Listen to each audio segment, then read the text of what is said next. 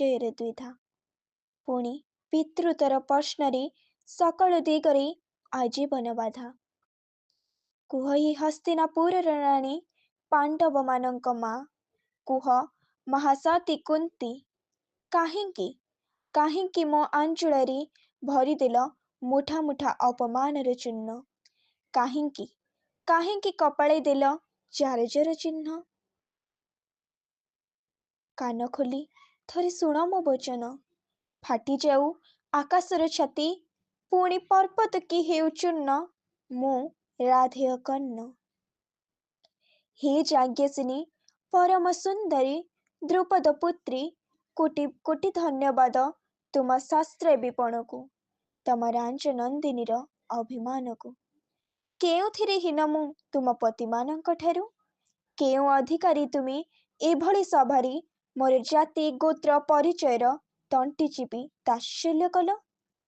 କାହିଁକି ଚିରିଲ ସ୍ୱାଭିମାନର ପନ୍ନ, ମୁଁ ରାଧେୟ କର୍ଣ୍ଣ। କୁହ ପ୍ରଭୁ ପରଶୁରାମ, କି କାରଣେ ଲଭିଲି ମୁଁ ଅଭିଶାପ? ଅଚଳା ଗୁରୁ ଭକ୍ତିରେ କଲି କି ମହାପାପ, କୁରୁକ୍ଷେତ୍ରେ ଜୀବନେ ମୋ କଲା ଛିନ୍ନ ଭିନ୍ନ, ମୁଁ ରାଧେୟ କର୍ଣ୍ଣ। ସର୍ବଶେଷେ କୁହ ହି ବାସୁଦେବ, କୋଟି ବ୍ରହ୍ମାଣ୍ଡପତି, କୁହ ହି କେଶବ, କପଟ କରିଣ ନେଲ ବଚନ କୁଣ୍ଡଳ, ଅର୍ଥରହୀନ ବଳି ପାର୍ଥ ଦେଖାଇଲ ବଳ, ଅଧର୍ମୀ କହିଲ ମୋତେ, ବନ୍ଧୁ ପ୍ରେମ ଯୋଗୁ ଛଳାଇ ମାରିଲ ମୋତେ। ଆହି କୃପା ସିନ୍ଧୁ, ଶୁଣିବାକୁ ଚାହେଁ ଆଜି ଥିଲା କି କାରଣ, ଶୁଣିବାକୁ ଚାହେଁ ଆଜି ଥିଲା କି କାରଣ, ଦେଇଥିଲ ପ୍ରଭୁ କେମ୍ପା ପାଇଁ ଦାରୁଣ ଜୀବନ। ଇତିହାସ ପୃଷ୍ଠା ଯାଉ ଚିରି, ଇତିହାସ ପୃଷ୍ଠା ଯାଉ ଚିରି, ପୁଣି ଥରେ ଲେଖା ହଉ ମହାଭାରତ।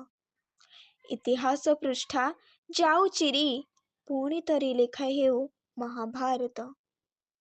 ଚାହୁଁଛି ଆଜି ମୁଁ ମନୋକାମ କର ମୋର ପୂର୍ଣ୍ଣ, ମୁଁ ରାଧେୟ କର୍ଣ୍ଣ, ମୁଁ ରାଧେୟ କର୍ଣ୍ଣ।